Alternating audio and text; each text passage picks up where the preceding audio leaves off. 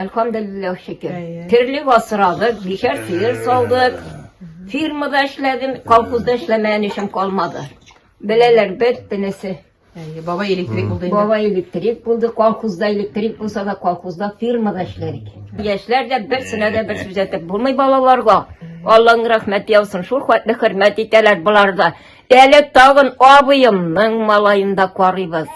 Tirledi, sataşa da bir koya yitip bulmayın. Allah'a şükür, elhamdülillah şükür. Bir sidet elmez, konna bilen şılaytırdı diye. Bütün kişiye yakşı buldum, bütünüzü rahmet olsun. Yakşı bulurlar, keyin hılıklı, hılıksız bulurlar değil.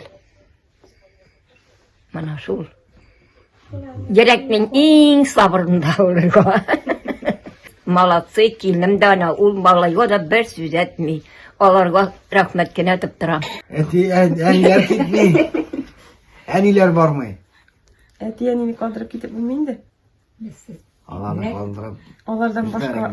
Biz Konya bilen kilin kebektirmeyiz indi. Eni bilen kız kebektiramiz Allah'a şükür. Şu. Enini tınlarga kirek. Enini çekete, eni zakunu. Bizde Allah'a şükür bu yurtta eni sizinden çıkmayız bir kaçanda. Enini çekete. Biz nerse pişirgeni de eni bilen rizalaşmayacak pişirmeyiz.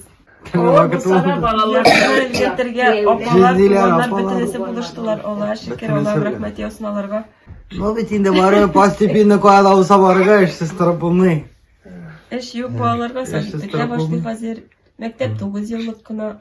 Fakat yani sen de bit ol yaşarken de kirek alır pensiyasını yaşap bana. Mallar var. Keseyttik olarında. İki sayar. Bir Bir suya atırgan var. İki bazağı var. Sarıklar var. Kırda var mı? Var kırda var.